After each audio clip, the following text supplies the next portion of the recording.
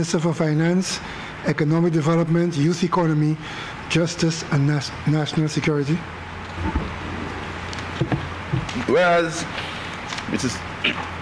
under Section 1091 of the Value Added Tax Act Cap 15.42, the Act, it is provided that the Minister of Finance may, by order published in the Gazette, amend the schedules in the Act.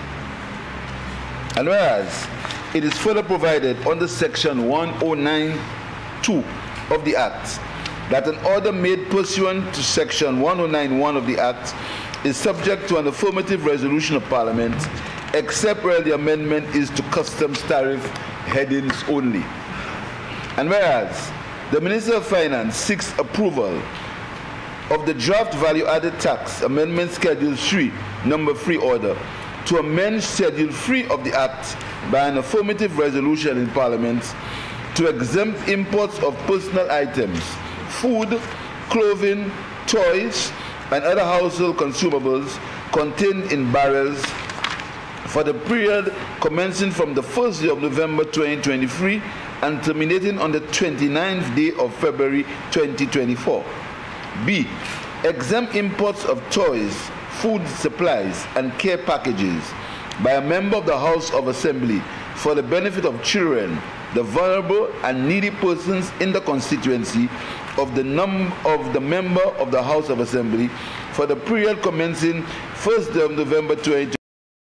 Food supplies and care packages by a member of the House of Assembly for the benefit of children, the vulnerable and the needy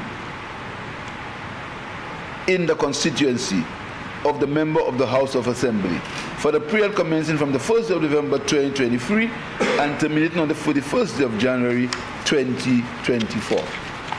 Mr. Speaker, this is a motion, Mr. Speaker, to exempt items in barrels imported between the months of November and I think February, Mr. Speaker, in Point in St. Lucia, to exempt it from value-added tax, Mr. Speaker.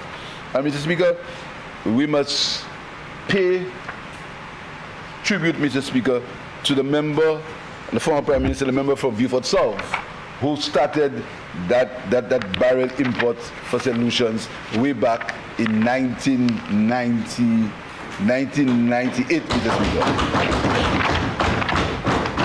And we are continuing, Mr. Speaker, continuing that tradition in exempting these barrels from the items in these barrels from VAT, Mr. Speaker.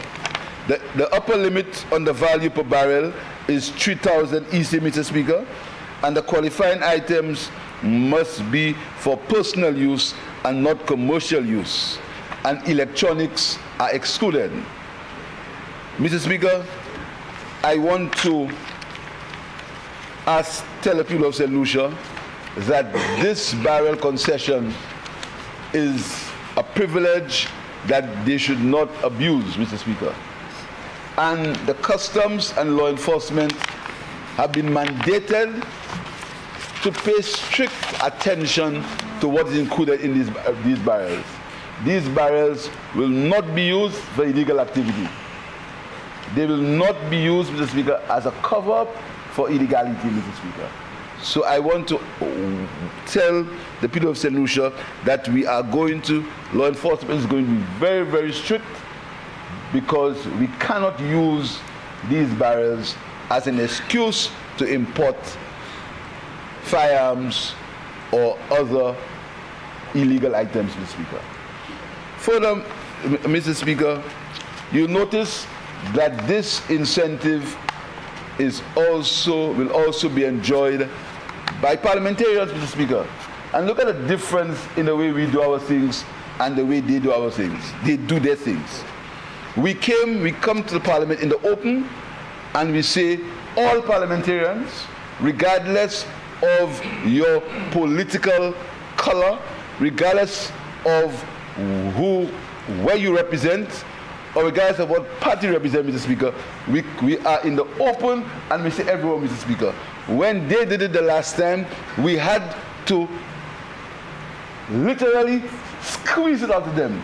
We had to remove as if we were pulling teeth, Mr. Speaker, for them to allow us to do the same thing when they were doing it privately on their own account, Mr. Speaker. That's the difference. That's the difference between them and us. That's the difference, Mr. Speaker. We are transparent and we are open, Mr. Speaker. That's the difference. And we accept the will of the people of this country. In 2016, the people of this country went to the polls and they elected the opposition. 6 of us sat on this side of the parliament. They abused us. They gave us no incentives. They took their CDP funds and they shared it among themselves. They gave us nothing. They did us that for 5 years. 6 years, nearly 6 years, Mr. Speaker. We sat and we took it. We never went on the outside to spread the calumny and the lies that they are spreading on that side, Mr. Speaker. If you listen to the opposition, you think we live in 2 different St. Lucians. You think there are 2 different St. Lucians. That a St. Lucia that is something in their own imagination and the reality that exists in St. Lucia, Mr. Speaker. The opposition, there are people who are saying to their relatives in St. Lucia, they will not send barrels for them because the cost of goods in these places is too high. After they pay the shipping, they will not be able to make any gains. They prefer to send the money for them in St. Lucia so they can buy the stuff in St. Lucia. But if you listen to them, Mr. Speaker, you will believe that I am the Prime Minister of the world. You'll believe I'm the Prime Minister of the world. You'll believe I'm the one who caused the Ukrainians and the Russians to fight. I'm the one now who caused the Palestinians and Israelis to be in problems. And I'm the one who caused the Panama Canal to be suffering from a drought that will affect supply chain issues. That's what they say. That's what they tell me, Mr. Speaker. All because they don't have the patience to lose the next 2 seats that they have in the next election.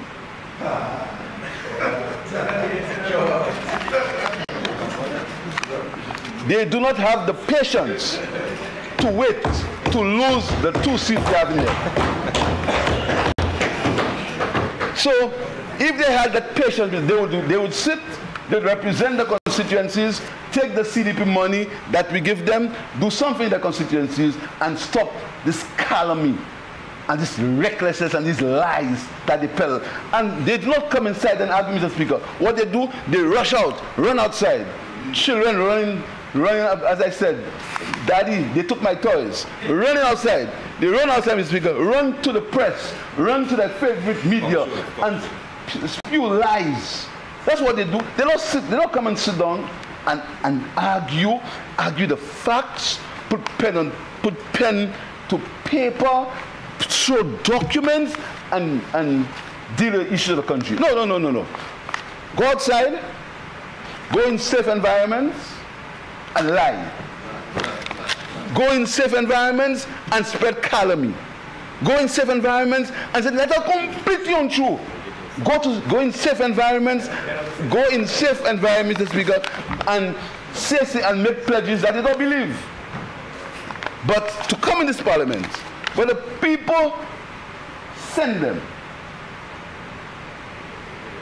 instead of coming here and do what they have to do, Mr. Speaker, they go outside and in their shame and their ruthlessness, they refuse to speak the truth, Mr. Speaker. But as I said, they want elections before independence next year. But why is the opposition so much in a hurry to lose their 2 seats? Why are they so much in a hurry?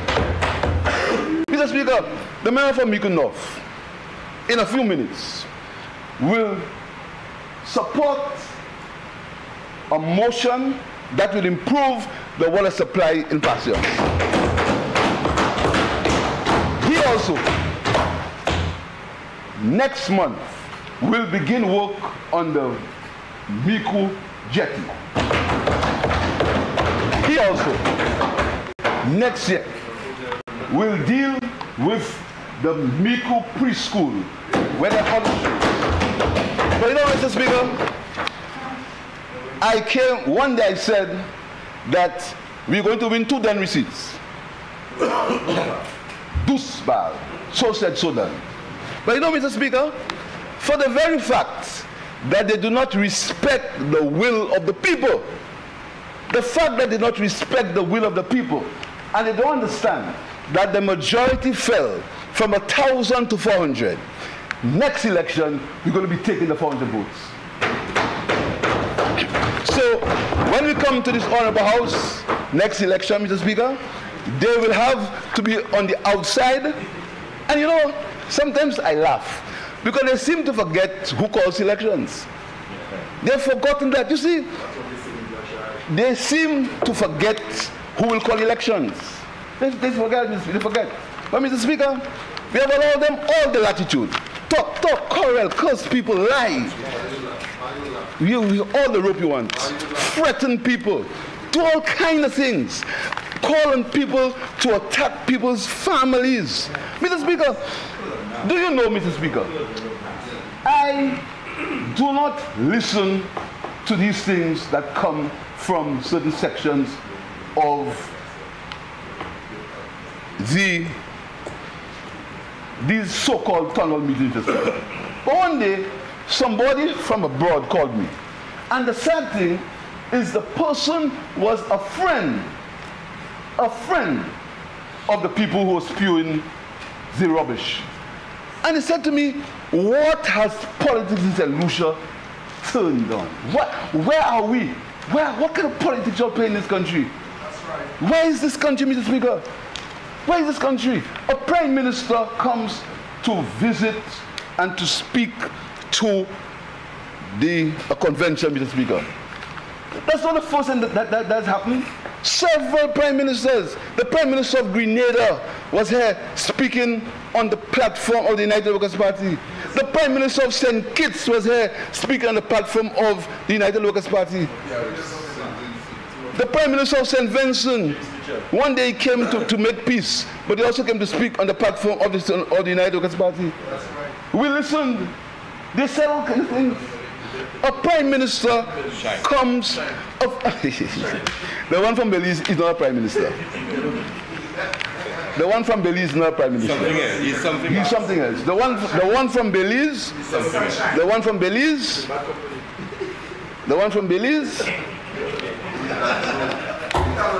So the one from Belize came, Mr. Speaker, and he went to V.A.T. And you know the hypocrisy in these guys. The hypocrisy, the bluff. The one from Belize went to V.A.T. That is the same man who spoke about horse racing in V.A.T. The same man who stopped the people's horse racing. The same man who wanted to change the name of the people's country or the people's town from V.A.T. to Pearl of the Caribbean. The same man who gave 1,000 acres of land, some of it at 99 cents per square foot. 1,000 acres of land. 1,000 acres. That's the same man who did that. In the parliament. Member for Microsoft, Mr. Speaker. You have a point of order? The same man in the parliament. On the point of order, who spent Member for Castries East. What is the point of order? The member is misleading the House. How is he misleading the House? Because he's saying that there was a lease of 1,000 acres, or he's giving the impression that there was 1,000. No, I never said that. The fact there was a qualifying word, most of which. But it's not even most of which. So the fact is but that's subjective, isn't it? 190. How could 190 acres be most of 1,000? So that's not impossible. So there was not even close to 1,000 acres. Member for Castries East, please proceed. So the fact is that if we're going to, you see, I have the same member for Microsoft. Microsoft. I have asked the member for Castries East to proceed. The same man. The same man. 1,000 acres of land in V.A.T. Most of it for 99 cents per square foot. The same man. Speaker, on the point of order again. The same man, Mr. Speaker, wants to say. Member for Miku South. The same man. I have ruled. The member for Castries will proceed. So he's correct. I have ruled. Question your math, Mr. Speaker. The same man who put 1,000 acres of land in Beaufort South, who leased 1,000 acres of land, most of it for 99 cents a square foot. The same man. Member for Miku South. Member for Castries. Mr. Speaker. Member for Castries East. Just hold on. Inaccurate statement, Mr. Speaker, and I cannot sit in the House, Mr. Speaker, and allow that statement to be made because it is a lie, and the member knows that, Mr. Speaker. So I'm asking you. Which one? Stranger to the truth. Which one? Dead with truth. The same man who's leased 1,000 acres of land, most of it at 99 cents a square foot, wants to call a solution. Mr. Speaker, again, a few acres. Speaker, I have to stand on a half acre of land, Mr. Speaker. The same man wants to call it the house. A non-entity. Wants to call it not more than the land. Member for Castries. You know why he's the product? Because he's a product of Canada. That's the problem. Member for Castries. The same man who is a product of Canada. Member for Castries East, just hold on. Member, I have ruled on 3 occasions. I will not allow you to raise this issue again. But I have to, Mr. Speaker. No, you will not have to. You will take your seat, and I'm sorry that he's misled you as well. But the reality is, Mr. Speaker, that is not as much as 500 acres. Member for Miku South, please take your seat. Mr. Speaker.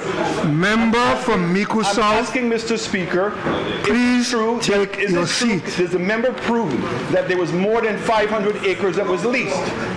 Member, I'm not going to ask you to take your seat again. But I'm asking you, Mr. Speaker. No, I'm not going to ask you again. Do not debate with the presiding officer. How can you allow a member of the House to mislead the House? How can you do that? Are you going to take your seat? No, Mr. Speaker. Sergeant? Are you going to take your seat? I'm not taking my seat until you can give me a satisfactory answer. Member, I have made a ruling. To come to this House and please lead the House take your seat. It's a lie, Mr. Speaker, and I'm asking you to stand up. Members of GIS, under the standing orders, I do have the authority to ask you to turn off your cameras while I'm about to do what I have to do. Please take your seat. Mr. Speaker, the leader of the opposition does not want to come in this honorable House and listen to argument and listen to fact and defend himself. What he wants to do is go in a safe environment, and say whatever he wants, when nobody will challenge him. But when you come inside here, whilst you're here, you're going to be challenged on the truth. And nothing you can do about it. Nothing. You have to sit there and listen. Mr. Speaker, you see, Mr. Speaker, they believe, Mr. Speaker, because they are products of Canada, they can come to this honorable House, and because they believe that they are products of Canada, Mr. Speaker, they can come to this honorable House or go into this country and completely mislead the public about what the Prime Minister of Grenada said. The Prime Minister of Grenada never said to be Prime Minister in Lucia, he must be born in St. Lucia. He never said so. He never said so. And the record will show that he never said so. But you know, these old Nazi tactics, repeat the same thing all the time. Repeat it, and people will believe it, Mr. Speaker. They tried that for 5 years. Between 2016 and 2021, we beat them in the elections. You know what they said? They said a 15-2 majority is no majority. You ever heard that? We beat you 15-2. You say you have no majority? But you know what we'll do? We'll take these two. So, Mr. Speaker, if they believe that they can threaten us, if they believe they can run us out, if they believe that we are weak and because we are focused on running the country, if they believe that they can go out there and say whatever they want, Mr. Speaker, talking about people's body parts. You want to believe that? You want to believe that? In a public meeting, about people's body parts, calling people dogs, calling people mongrels. You want to believe that? But you know, that's his habit. Because he's the same man who said, let the barking dogs bark. So that's his habit of calling people dogs. That's it. Let the jackasses bray. The same man. But you know, what will happen to him? What will happen to him is history will come back to haunt him. Because technology has made it possible for everything I see and everything everybody's honorable house says to be replayed. And we just begin to replay what has been said. We just begin to replay it. Because, Mr. Speaker, we can't allow it to happen because young people are listening, Mr. Speaker. Young people listen to these lies. We don't tell Mr. Speaker. We decided, and tomorrow, the Prime Minister of Britain, and I'm talking about V.A.T and items, consumer items, Mr. Speaker. The Prime Minister of Britain tomorrow will go to Parliament to have a policy on feminine products. Tomorrow, Prime Minister of Britain, we, in his honorable house, pass legislation to remove VAT on feminine products. They made a joke out of it. They had a demonstration, have people with pampers.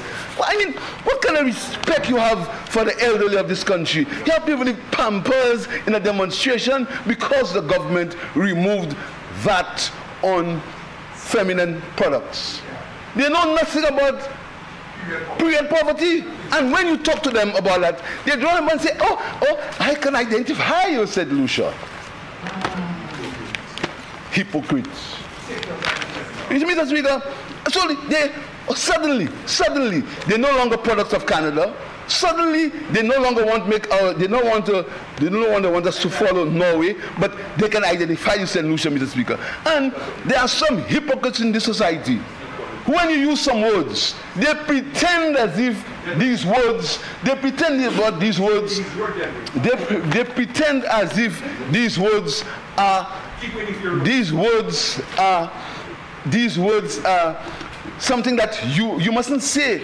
You mustn't say these words, Mr. Speaker, because of the hypocrisy. They accuse us, Mr. Speaker, of speaking about racism, Mr. Speaker.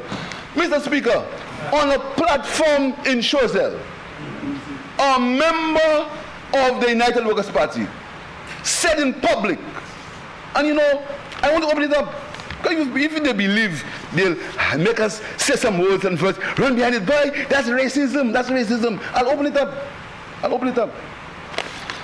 Went on a platform in Choiseul, and he said, he will not vote for a black man as Prime Minister. He will vote for a white man. No member of the United Workers' Party ever said he should not say that. Never corrected him. The member for V.A.T South, he had to go on the television and the radio and say that he was not what they were saying. He was not what they were saying he is, Mr. Speaker. They never corrected him. Mr. Speaker. But suddenly, if you speak about your identity, if you speak about you are proud to be, if you speak about to be proud of what you are, Mr. Speaker, they call about racism, Mr. Speaker, to make people run and hide behind these emotional words, Mr. Speaker. But we are not going to hide behind it. We are proud, Mr. Speaker, to say where we came from, where we are now. We're very proud. We are very proud, Mr. Speaker. And you know, Mr. Speaker, I'll put the public of St. Lucia notice. We are now going to call them out for their lies and call them out for their deception. That is starting now. We're not going to allow people to go on the radio, going and soil the names of men and women in this country and lie and say all kinds of that never happened, blame us for things we have absolutely no control over, Mr. Speaker. We put, Mr. Speaker, I'm speaking about VAT again. These items, Mr. Speaker, they will not attract the 2.5% levy. They will attract it. The items in the barrels will not attract the 2.5% levy. But if you hear them, Mr. Speaker, if you hear them, 2.5% levy, but that's the same man. And the cabinet conclusion will show who had a cabinet meeting, and in that cabinet conclusion, he said they have to consider putting a health and security levy. And that's the same man who was in a government, and the member for Castries North. Member for Castries East. Member for Mico South. Members misleading the House. If there is any cabinet conclusion that says that, Mr. Speaker, I think that he ought to make it a document to the House, Mr. Speaker. But you can bring the cabinet conclusion at a subsequent meeting. How? Your word today that he is misleading because he has to bring it. Mr. Speaker, all I know is that we spoke about a health insurance program, but we've never spoken about a health and security levy. That's his imagination. That's his baby. That's the bucket that he has to carry, not me. Mr. Speaker, he was in the government when they came here and they passed a security tax. They were in the government, you know. And you know, Mr. Speaker, that hypocrisy. He was in the government when they came and they passed a security tax.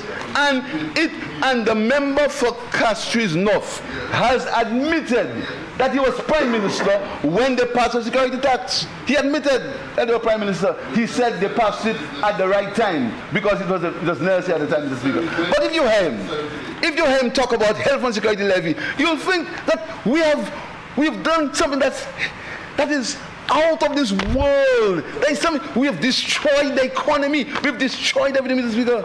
But he cannot tell us. He spoke about health insurance.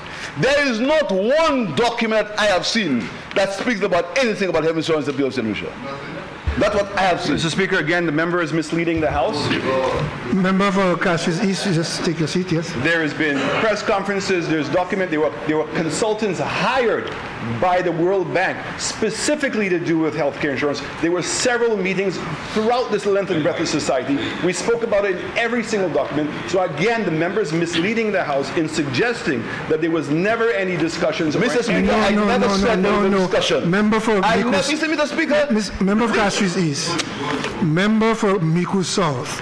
If you are going to rise on points of order, you respond to what was said. The member for Castries East said he has never seen. He never spoke about press conferences or anything. Said he has never seen. Are you going to tell him what he has seen? Thank you. No, Mr. Speaker, but I would make the point that as Prime Minister, if he's not seen it, then I'm even more worried than I am now. But that's not a point of order. That's not a point of order. Well, that's the point I have to say, Mr. Speaker. That's not a point of order. He said that there is a program in which we spend money. Member and there's from Mico documentation South. for it, Mr. Speaker. That's and not. Therefore, then I am more worried because it means that he's misleading the whole country. And therefore, he's mismanaging the country. What else do I mean, member from Mico South. I don't know. Member from Mico South, it would appear that one of your purposes here today is to cause me to do something. That won't happen. But member, if you're going to rise, I've allowed you to rise on 6 occasions. If you're going to rise on a point of order, it ought to be a point of order.